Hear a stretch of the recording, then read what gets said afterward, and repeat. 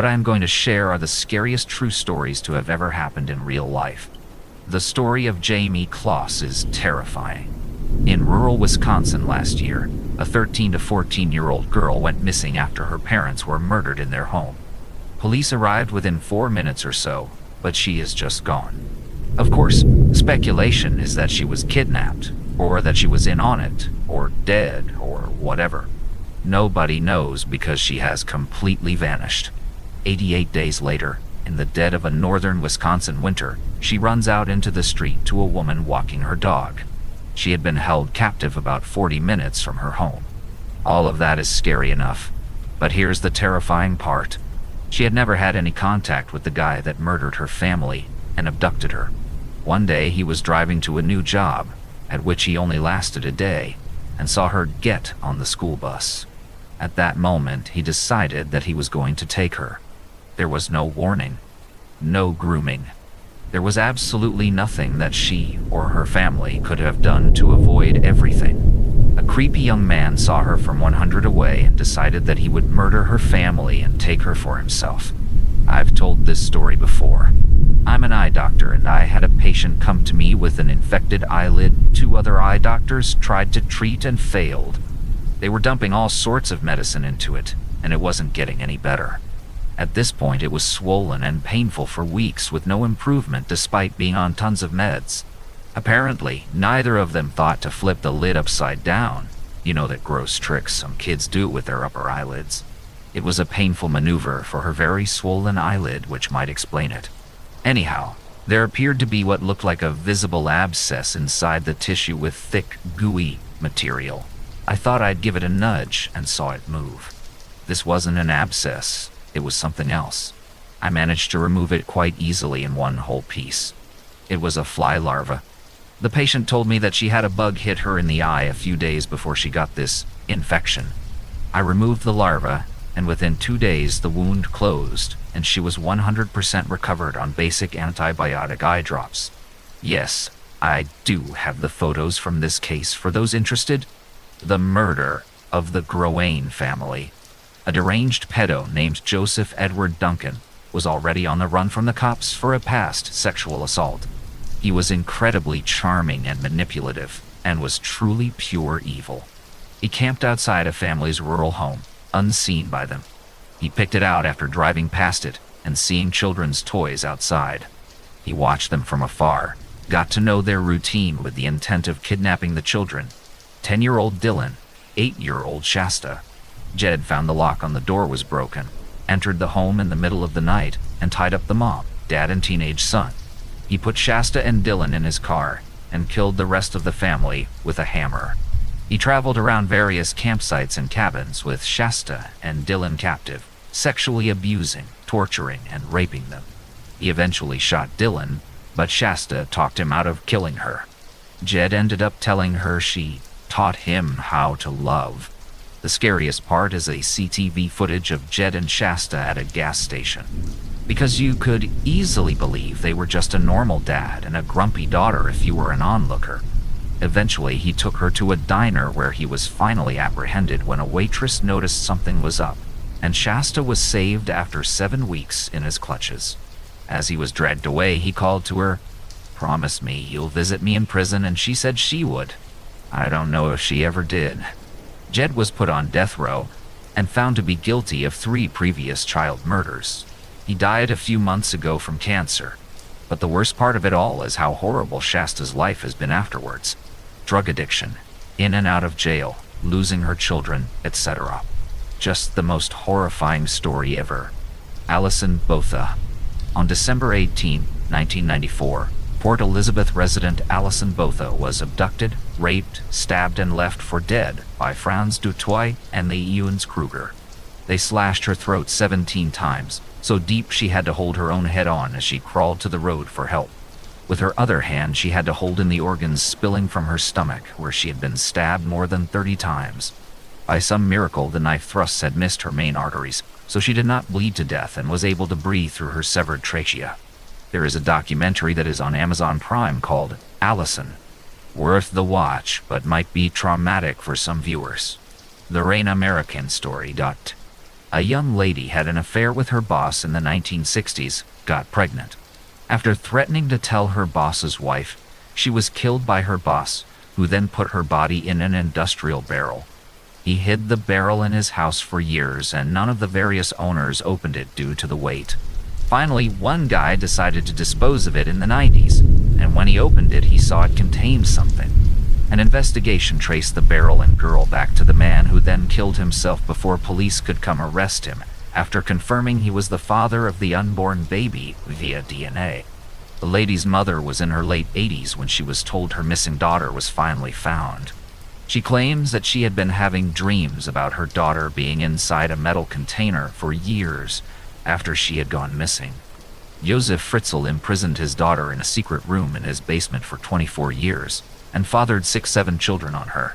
He actually fucking planned the whole thing 6 years in advance, got a building permit, and built a inescapable apartment-like prison underneath his house.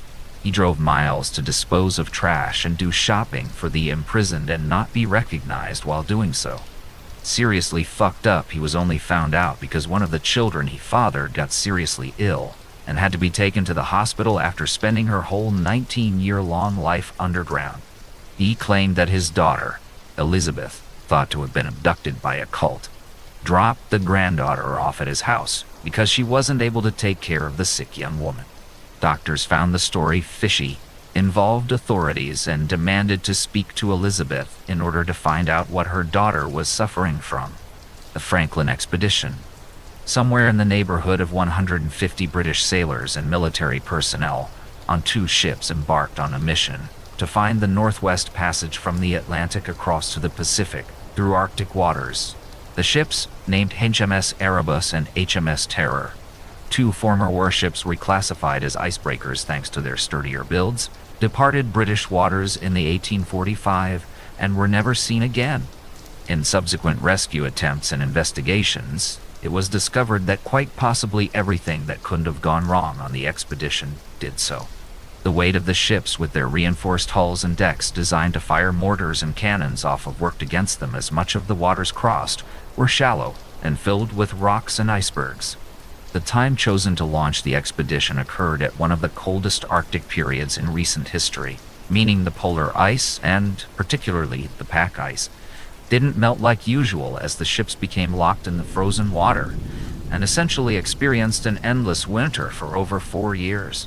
The food they stored, which was supposed to last for years thanks to the revolutionary new process of canning, was bought at the lowest bidder. Much of the food was improperly sealed and spoiled, leading to food poisoning. And even the ones that were properly sealed and kept intact were riddled with lead. After about 2-3 years stuck in the ice, the captain in charge of the voyage, John Franklin, and many other crew members died in unknown circumstances, and the remainder decided to abandon ships and try and hike out together to the nearest trading outpost at Backfish River in Canada. All remaining crew perished on that journey. Their remains discovered by local Inuits Netzilik tribes, who described desolate campsites of skeleton-like corpses with hazily built, half-open tents, and even human body parts in cookpots, heavily implying that the men resorted to cannibalism in their last desperate hours. The USS West Virginia was a ship damaged during the attack on Pearl Harbor. After the ship was attacked, the people on board heard banging noises coming from inside the ship. Turns out that these noises were people. They were trapped in a room to where they couldn't be broken out of it because of the water that would seep in and drown them. And they couldn't be brought out from the top because of the gases that lingered there that were extremely flammable. When the vessel was salvaged 6 months later, this means they were trapped in there for 16 days. They probably kept wondering if they were ever going to make it out, and then had to come to the realization that they might not be saved. And they had the fear of drowning in the tight little compartment of the ship. They had to face the realization that you were going to die, and the psychological torture that goes along with it. Happened to my boss's best friend when they were around 17-year-old. Best friend's parents were out of town one weekend and she had the house to herself. Went about her business having dinner, watching TV, then decided to go to bed. She was lying in her bed with her back to her closet when she heard the door open. She somehow pretended to be asleep. The man who was hiding in the closet walked around her bed to the side she was laying facing, gently stroked her hair and face, then left. She immediately called her boyfriend to ask him to come over, then called her parents, and then the police. Long story short, this man had been getting into their home via a doggy door. They didn't have a dog and didn't bother to secure it, and he'd been living in a tent in the foresty area behind their home for months to creep on her. They found a ton of surveillance footage of her sleeping and pieces of her clothes and stuff. If I recall correctly, this happened somewhere in Alabama, most likely mid-2000s. A woman I worked with a few years ago told me how her life had changed drastically. She went from having a decent job to becoming an alcoholic and working as a cleaner. She had planned to move to Spain with her husband and young daughter, and had a great job lined up out there. The plan was her husband and daughter would fly over first, and she would fly over a week or two later, due to finishing her old job a little later than planned. Her husband rang her on the day he arrived and said the house was lovely, and the furniture had arrived by ferry ektai. That was the last time she ever heard from him. Her husband and daughter was found dead by authorities a few days after she rang, explaining she was concerned for their welfare as she had had no contact with them, and she was extremely worried. It was carbon monoxide poisoning. It is so scary to think how fast your life can change. The silent Gibbon twins, two sisters who rarely spoke except to each other. They were sent to separate boarding schools to get them to talk to other people, but entered severe catatonia. They were eventually hospitalized and made a pact that if one of them died, the other must speak and live a normal life. They had a months-long discussion and decided which one should commit suicide. Eventually, one died of heart inflammation, with no causes noted on the autopsy. And just moments after the planned time, the other spoke. "I'm free at last, liberated, and at last Jennifer has given up her life for me." A guy I was good friends with had a party one night and called me to invite me over. It was me and my wife's first day off together in a while, and our daughter was 2 years old. I mentioned it to my wife and my daughter said, "No, don't go, Daddy." Of course I can't resist that, so I stayed home and we had a good night. My friend, however, had the worst night of his life. His party was going good and everything was fine, even though there was a friend of a friend there who no one really knew. Turns out the stranger had been smoking PCP and decided to start killing people. He took a butcher knife and slashed 3 people's throats. My friend's wife threw their kids out of a 2-story window and jumped out herself, took them into the woods and called the police. All 3 people died. The police found the guy walking down the side of the road, covered in blood and incoherent. He had no idea what he just did. So he said, "What really pisses me off is he was such a good guy. He was a big biker-looking teddy bear, was never an asshole to anyone, and always did what was the right thing. We worked together and hit it off from day one. Always ready with a joke and smile. Maybe not going saved my life, or maybe I could have helped. That weighs on me even 20 years later. The fact that some little pause destroyed the lives of 3 good families that he didn't even know really pisses me off. And I hope he rots in prison and gets his ass kicked every day. Rip Blaine. You were a good man." And a woman 2 blocks away from my house had multiple children and was pregnant again. I heard my mom talking about her. She has more kids than me and she about to have another. She's crazy. Mom had 6 of us. One day the lady wasn't pregnant anymore, and there was no baby to be found. Someone told the police about it. The police questioned them and raided their home. They found the newborn dead and stuffed in the freezer. There was a creepy story that happened in Japan not that long ago. The cops found a 5-year-old and 3-year-old just wandering the streets. He asked them where they came from and they were 3 km away from their house. When the cops took them home, the mother looked worried and was really apologetic about the situation. Mother was holding a baby. Cop decided to do some research on the family just in case. Files said that the baby daughter the mother was holding should have been much bigger than what he saw. Thought maybe it was a case of neglect. The 2 older kids walking alone was also a red flag. So they got officials to visit the house. Asked if they could have a look at the baby daughter. Turned out to be a boy. A whole year younger than the files. Ended up finding the 3rd child buried in their backyard. Something must have happened to the baby. They quickly decided to have another kid to cover it, and was planning on raising it as the dead daughter. It's scary to think that if the newborn was a girl and they made it to turning 3 or 4 without anyone noticing, they probably would have gotten away with it. Explorers like a century or two ago went to look about the Arctic, but had their supplies accidentally destroyed, and soon they all ran out. They hunted a polar bear and ate the insides of it. Newman at the time knew about how deathly a polar bear's liver was. Because of the high amounts of vitamin A, which can be bad for skin too, toxicity made him and his crew deathly ill, and when one of them felt that their foot was wet, he took it out, and the lining of his skin came off with the boot. True story. This one kid back in the early 20th century named Bobby Dunbar ... He went missing, and after like a year of searching for him, his parents came across a man with a kid who looked a lot like Bobby. They believed it was their kid, and after a legal battle with the kid's supposed mother, they brought the kid home. A wild-ass parade happened due to the missing kid's return. He lived and died believing he was, in fact, Bobby Dunbar.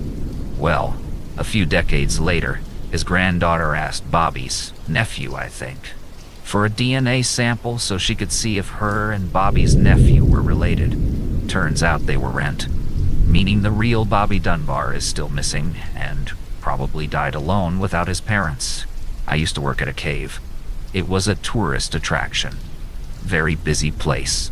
The tour guides used to tell people all the different ways that people died in the cave. This script was changed in the late 90s to make the tour more G-rated. But needless to say, all of us employees still know how many people had died there since the 1890s.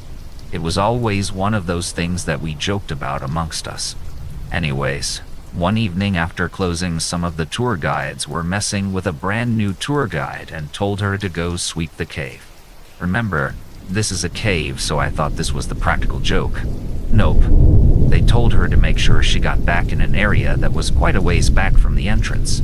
Once they saw she was back there, they started swinging the extremely large, thick bank vault-like door shut.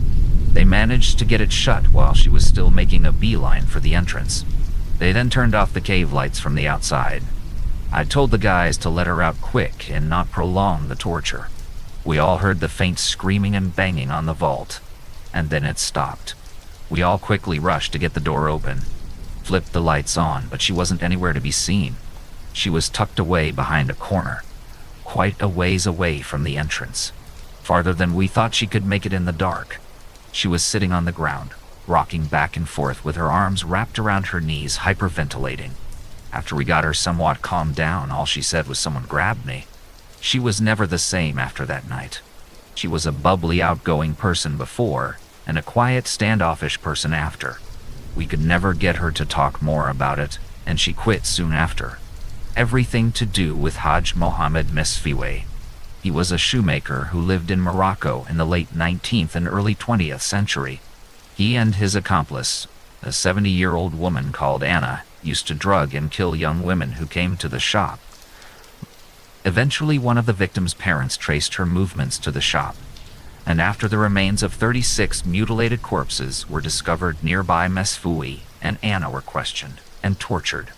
Anna didn't survive, but Mesfiwe confessed to murdering them, usually for a tiny amount of money. His initial sentence was crucifixion, a very unusual punishment even then. However, there were many protests from powerful foreign embassies, and Morocco couldn't do much against them. Instead, he was sentenced to beheading, a more common punishment.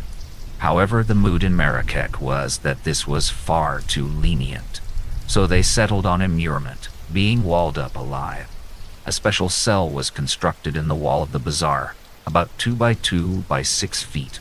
Chains were attached to one wall to ensure he would be kept standing. Mesfiwe wasn't told of his fate until the morning of his execution, when he was led, screaming, in chains and slowly bricked up inside. Once the last course had been laid, the crowd would fall silent until he started screaming, when they would cheer. He screamed nearly constantly for 2 days. On the 3rd day, he fell silent. A woman my mom is friends with came home to find her entire family brutally murdered. Her parents, grandparents, and both her older siblings, plus her baby sister. She grabbed her younger brother and ran to the neighbor's house. The police arrived. It turns out her oldest brother killed them all and was waiting on his sister and brother to come home to kill them too. The only thing that saved her life is that she stopped before she went upstairs, which is where he was lying in wait with an axe. To this day, every 3 years she has to bring all of his letters where he is still threatening to kill them to the parole board to prevent his release. Story #2. My cousin's neighbor came over to visit and was acting off. First, her house was 3 miles away, on a dirt road, and she had walked over in the middle of hot summer. This wasn't normal for her. She was jittery and kept mentioning that she hadn't heard from her husband all day and was afraid to go home. My cousin's mom came in the room and pulled my cousin to the side and told her to keep the neighbor talking. She was calling the police. Cousin's mom had noticed a chunk of what looked like hamburger meat on the woman's dress and thought that she might be in some kind of shock and that something might be wrong at home. The police arrive and take her outside. She continues to be jittery and not making a lot of sense. They check her house. They find her husband's recliner soaked in blood, with a trail leading up the stairs. On the stairs, they find fingers. At the top of the stairs, in the bedroom, they find her husband dead. She had killed him with a butcher knife because he was taking up too much of her time. As she left, he wasn't dead yet, and had started up the stairs to get to the phone. She attacked him again and cut off several fingers. He went still, and she believed he was dead and took off. He almost made it to the phone. I grew up in a funeral home. I helped out in the office. When I was about 15, we got a call from a man whose wife and infant baby had been murdered in cold blood. There were very few clues. It made headlines. Cops set up surveillance at the viewing. It was heartbreaking, as the mother was holding the baby in her arms. I was asked to take the flower cards and periodically get the husband and ask if he recognized the names. I then photocopied them and put them back. I did it because I was a kid. People knew me, and I was unobtrusive. I talked to the husband quite a bit. He seemed devastated and shaken. The cops told me they had an eyewitness to someone leaving the house the day of the murder. The witness was a 3-year-old girl. She recognized the man leaving. It was the husband's best friend. Turns out that the friend and the husband had made a pact to kill each other's families and run off with their secretaries. The little girl identified the friend, and I guess one of them cracked.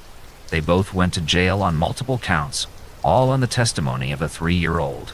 I still cannot believe to this day that that man stood right beside me multiple times, and I had no clue. I don't think I ever looked at life the same way after that. Chicago Tylenol murders. The Chicago Tylenol murders were a series of poisoning deaths resulting from drug tampering in the Chicago metropolitan area in 1982. The victims had all taken Tylenol-branded acetaminophen capsules that had been laced with potassium cyanide. A total of 7 people died in the original poisonings, with several more deaths in subsequent copycat crimes. No suspect was ever charged or convicted of the poisonings. The incidents led to reforms in the packaging of over-the-counter substances and to federal anti-tampering laws. The actions of Johnson & Johnson to reduce deaths and warn the public of poisoning risks have been widely praised as an exemplary public relations response to such a crisis. Nirbhaya case, 2012, Delhi Thai. A female student boarded an off-duty bus with a male friend. They were returning home after watching a film. The 6 men who were already on board, including the driver, attacked the couple, taking turns to rape the woman in the moving bus around the city, before brutally assaulting her with an iron rod. Her friend was beaten and tied to watch the assault. They were then thrown out onto the roadside to die. Some passers-by found them naked and bloodied and called the police. 2 weeks later, after widespread protests that demanded India reckon with its treatment of women, the victim died in a hospital in Singapore, where she was taken for further treatment after her condition deteriorated in a Delhi hospital. All 6 people were arrested for the attack. One of them was found dead in jail in March 2013, having apparently taken his own life. Another, who was 17 at the time of the attack, was released in 2015 after serving 3 years in a reform facility. The remaining 4 were hanged in the capital's high-security Tihar prison. And if you made it to the end of these very real horror stories for some people, you deserve to get some rest now.